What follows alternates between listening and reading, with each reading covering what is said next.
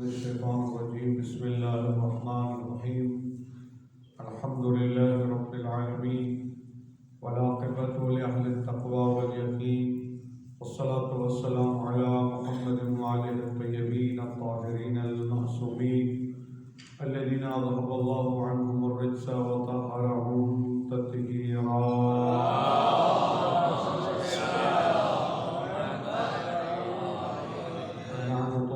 على أعدائهم أجمعين من يوم عداوتهم إلى يوم الدين. أما بعد فقد قال الله تبارك وتعالى في كتابه المجيد. بسم الله الرحمن الرحيم. يا أيها الذين آمنوا كتب عليكم الصيام كما كتب على الذين من قبلكم لعلكم تتقون. صلوات بآواز بلند.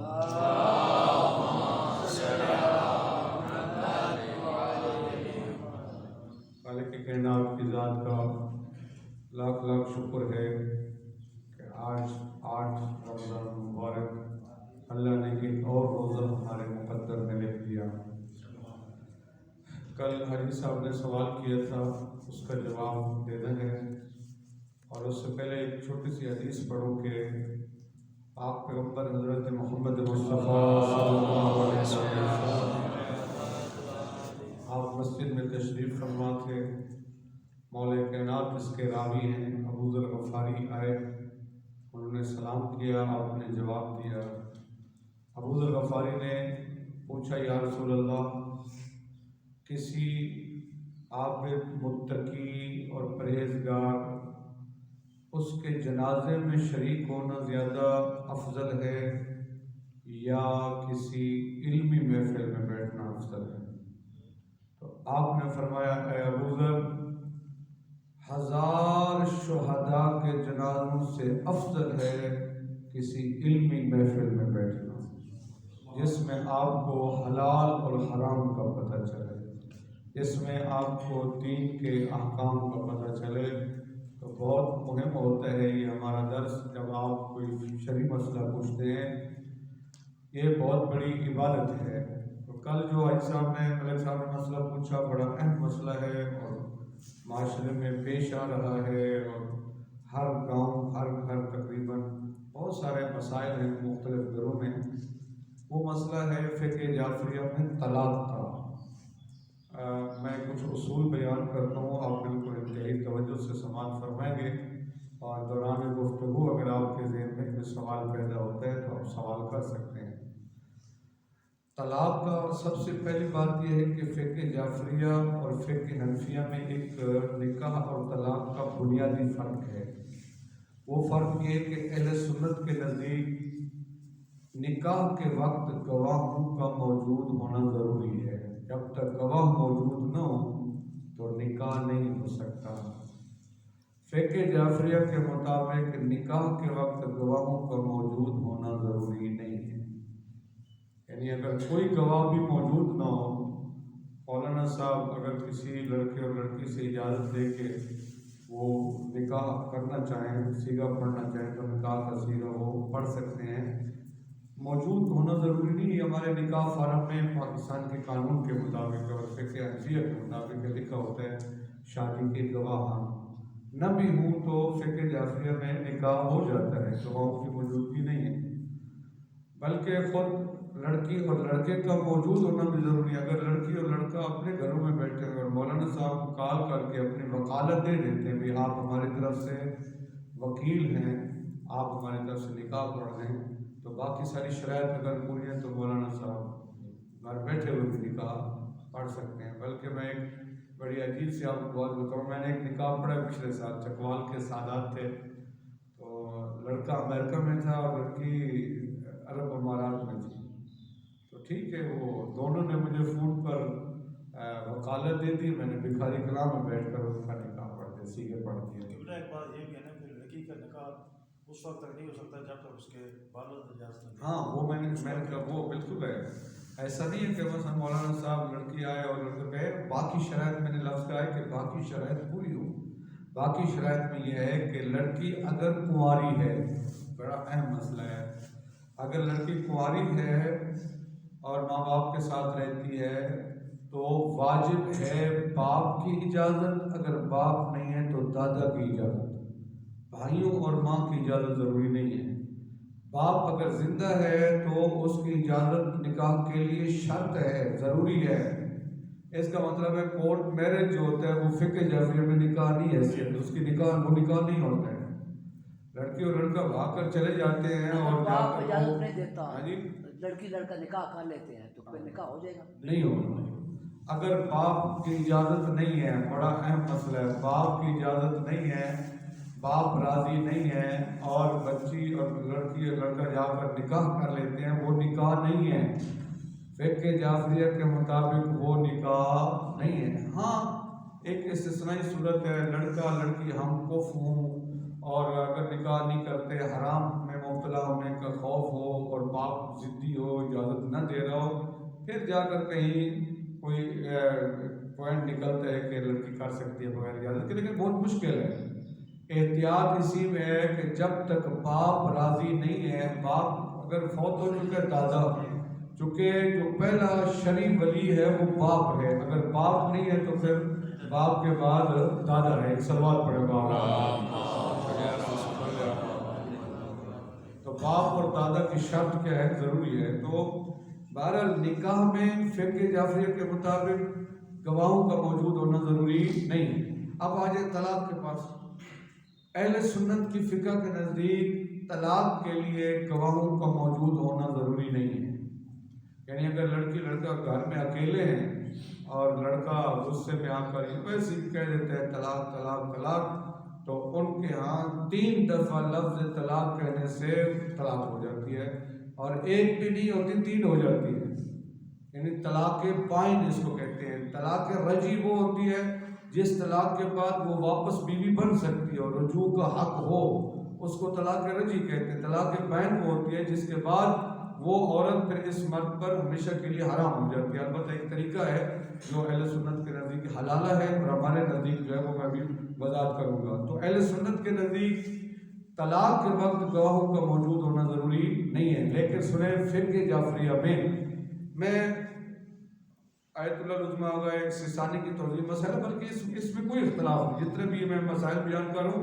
ایسا نہیں کہ مجتہد کے فتوے مختلف ہوتے ہیں، یہ وہ چیزیں ہیں جن میں کسی مجتہد کا کوئی اختلاف نہیں ہے، کوئی اس میں، یہ سب متفقہ ہے۔ طلاق کی جو فقہ جعفریہ میں شرائط ہے وہ میں بیان کرتا ہوں، پھر آپ خود اپنے علاقوں میں جا کے دیکھیے، رائج کیجیے کہ وہاں کیسے طلاقیں ہو رہی ہے۔ دیکھیے سب سے پہلی شرط یہ کہ طلاق دینے والا بالغ اور عاقل ہو، عقل مند ہو۔ دوسری اہم شرط فرمایا طلاق لڑکا یا شوہر اپنے ارادہ و اختیار سے دے، یہ بہت ضروری ہے، کیونکہ بعض اوقات فیملی کا پریشر ہوتا ہے، انہوں نے ہماری بچی کو طلاق دے دیا، ہم اپنے لڑکے کو مجبور کرتے تم بھی ان کی اپنی بیوی کو جو ان کی بیٹی ہے تم بھی طلاق دے دو۔ اگر لڑکے کو شوہر کو برادری مجبور کرے طلاق دینے پر تو وہ طلاق نہیں ہوتی ہے، وہ اب بھی اس کی بیوی ہے، وہ عورت کی اور شادی بھی نہیں کر سکتی ہے۔ طلاق دینے پر کسی کو مجبور نہیں کیا جا سکتا، اگر لڑکے کو مجبور کرتے ہیں گھر والے، بہن بھائی، رشتہ دار، برادری والے، وہ اس کی کوئی طلاق نہیں ہوتی، اس کی حیثیت نہیں ہے۔ ایک اور اہم شرط ہے کہ طلاق کی نیت رکھتا ہو، آگے 2 لفظ کہیں یاد رکھنا، اگر وہ مذاق میں طلاق کہہ دے، طلاق کے صیغے پڑھ دے مذاق میں، تو طلاق نہیں ہوتی ہے۔ مذاق میں اگر وہ کہہ دیتا ہے طلاق نہیں ہے، یا نشے کی حالت میں ہے، بعض وقت وہ بندہ اتنا زیادہ پی گیا ہے اب اس کو ہوش ہی نہیں ہے، پنجابی میں کیا کہتے ہیں جہاز بن گیا، اب جو بندہ جہاز بن گیا ہے، جو نشے کی حالت میں ہے، اب وہ بیچارہ جو بھی کہے گا اس کی بات کی کوئی حیثیت نہیں ہے، نشے کی حالت میں بھی اگر طلاق دے گا تو وہ طلاق واقع نہیں ہوگی۔ اسی طرح اب اہم شرط ہے وہ یہ ہے کہ جب طلاق کا صیغہ جاری کرے تو 2 عادل مرد موجود ہوں وہاں پر سننے والے۔ 2 عادل مرد اگر موجود نہیں ہیں، توجہ فرمائیں گے، اگر 2 عادل مرد موجود نہیں ہیں اور لڑکا طلاق طلاق کہہ دیتا ہے تو اس سے فقہ جعفریہ میں طلاق واقع ہے۔ 10 عورتیں بھی موجود ہوں ان کی حیثیت نہیں ہے، بعض کا تو نا گھر میں ہوتا ہے، لڑائی ہوگی ہے بیوی کے ساتھ اور اس کو عورتیں بیٹھی ہوئی ہیں اور سب کے سامنے کہتے ہیں میں تجھے طلاق دیتا ہوں، طلاق دیتا ہوں، طلاق دیتا ہوں. اس سے طلاق نہیں ہوتی جب تک دو عادل مومن وہاں موجود نہ ہوں.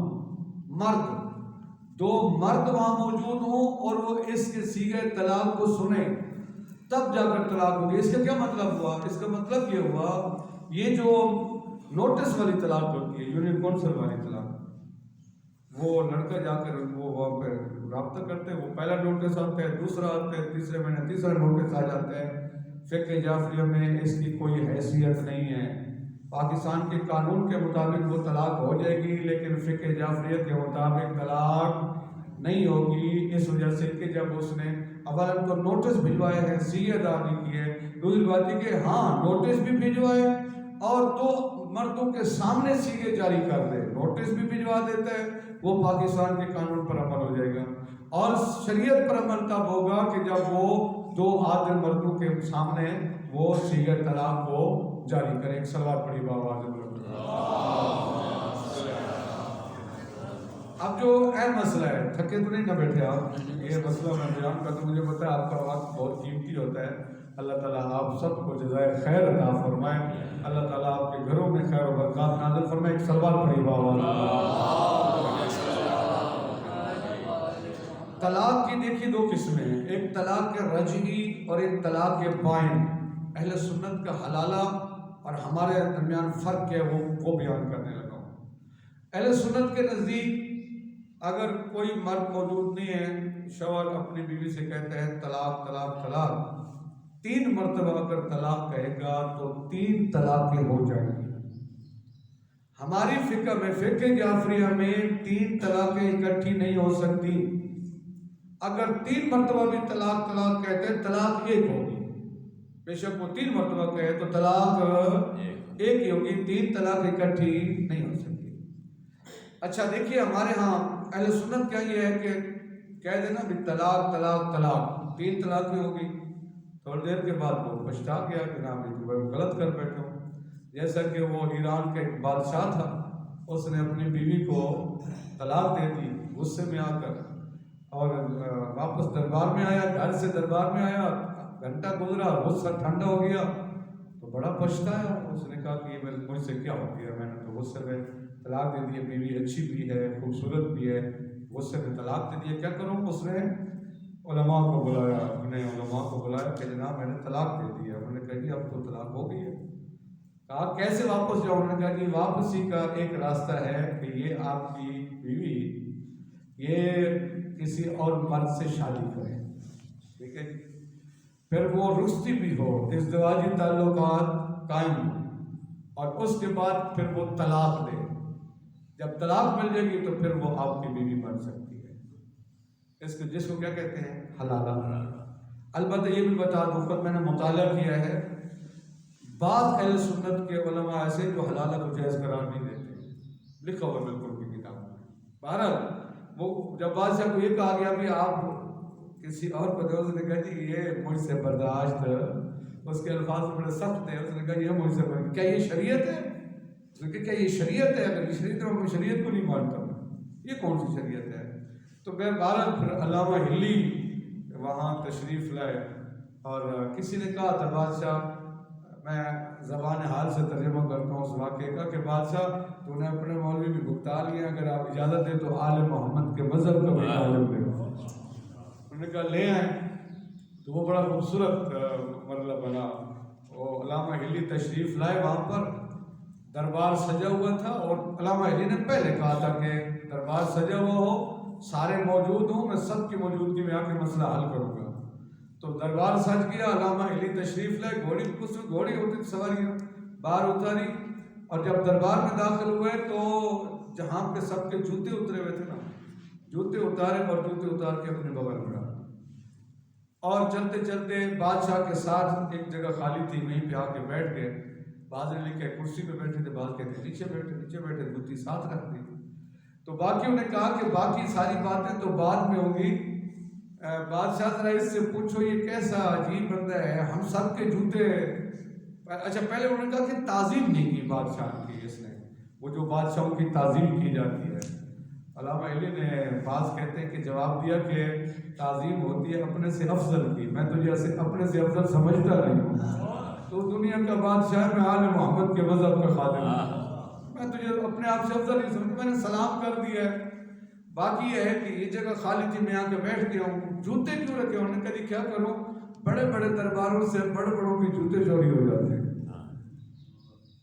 بڑے بڑے لوگوں کی بڑے بڑے درباروں سے جوتے چوری ہو، اس نے کہا بات سمجھ نہیں آئی، اس نے کہا نہیں سمجھ کیسے آئے گی، آپ کو میں سمجھاتا ہوں، پاک پیغمبر مسجد نبی میں تشریف فرماتے، خطبہ دے رہے تھے، اصحاب بیٹھے، تو وہاں پر امام مالک تشریف لائے، انہوں نے باہر جوتے اتارے، میں اس کو مہذب انداز میں بیان کروں، واقعہ تھوڑا سا سخت ہے اس سے، انہوں نے کہا جی امام مالک نے چوری کر لی تھی جوتے، تو بہرحال میں یہ پڑھتا ہوں کہ بعض یہ پڑھتے ہیں کہ امام مالک، علامہ علی کہتے ہیں امام مالک نے جوتے اتارے، باہر نکلا تو جوتے چوری ہو گئے، تو جب امام مالک کے ماننے والے تھے انہوں نے کہا کہ بادشاہ یہ تو جھوٹ بولتا ہے، ہمارا امام تو پیغمبر کے زمانے میں موجود ہی نہیں تھا، اس کے جوتے کیسے چوری ہو گئے؟ انہوں نے کہا جی ناراض نہ ہو، مجھے ابھی یاد آ گیا وہ امام شافعی تھے، تو امام شافعی کے ماننے والے کھڑے ہو کر کہتے ہیں ہمارا امام تو 150 ہجری میں اس کی پیدائش ہے، وہ تو پیغمبر کے زمانے میں تھا ہی نہیں، انہوں نے فرمایا نہیں مجھے ابھی یاد آ گیا ہے وہ امام حنبل تھے، تو ان کے ماننے والوں نے شور شروع کر دیا، علامہ نے کہا یار ناراض نہ ہونا، میں تھکا ہوا تھا، ابھی مجھے یاد آ گیا وہ امام اعظم امام ابو حنیفہ تھے جن کے جوتے چوری، انہوں نے کہا جی بادشاہ کیسی باتیں کر رہے شیعہ عالم، ہمارا امام تو وہ امام جعفر صادق کے زمانے میں آیا ہے، اس نے پیغمبر کو دیکھا ہی نہیں ہے، پیغمبر کی محفل ہی اٹینڈ نہیں کی ہے، اس کے کیسے جوتے چوری ہو گئے؟ اس وقت علامہ نے پھر بادشاہ کی طرف دیکھ کر کتاب کر کے فرمایا تو دین ان سے پوچھتا ہے، کوئی 100 سال بعد آیا ہے، کوئی 150 سال بعد ہے، کوئی 200 سال کے بعد ہے، میں تجھے وہ دین بتاؤں جس گھر میں دین نازل ہوتا رہا، میں وہاں کا فتویٰ بتاؤں جہاں جس گھر میں وہی نازل ہوتی رہی ہے۔ پھر انہوں نے کہا بتائیے، اب علامہ علی نے یہاں ایک بعض پڑھنے والے پڑھتے ہیں اور بڑا اہم مسئلہ ہے، آپ بھی چونک جائیں گے، وہ واقعی یہ پڑھا جاتا ہے، علامہ علی نے کہا کہ غصے میں طلاق نہیں ہوتی، آپ نے بھی یہی سنا ہوا ہے نا، غصے میں طلاق نہیں ہوتی، طلاق خوشی میں ہوتی ہے، غصے میں ہوتی ہے، غصے نہیں ہوتی ہے، بسم اللہ جی ماشاءاللہ، طلاق ہوتی غصے میں ہے، یہ پتہ نہیں کہاں سے مشہور ہو گیا، غصے میں طلاق نہیں ہوتی، کون بندہ گھر بیوی کے ساتھ جناب افطاری کر رہا ہو، مٹھائی پکوڑے بہت سے رکھے ہوئے ہوں، گپ شپ لگ رہی ہو اور کہ میں تمہیں طلاق طلاق طلاق دے، تو کوئی اس طرح ہوتا ہے؟ پھر طلاق ہوتی غصے میں ہے، کس نے کہا کہ طلاق غصے میں؟ غصے میں طلاق ہو جاتی ہے، یہ مشہور ہو چکے، غصے میں طلاق نہیں ہوتی، غصے میں ہی تو ہوتی ہے، بندہ غصے میں آتا ہے پھر غصے میں آ کر وہ طلاق دے دیتا ہے، خوشی میں کوئی بھی طلاق نہیں دیتا۔ تو علامہ علی نے اصل مسئلہ بیان فرمایا، علامہ علی نے فرمایا کہ جب تو گھر میں بیوی کے ساتھ موجود تھا اور طلاق دے رہا تھا، کیا 2 مرد وہاں موجود تھے؟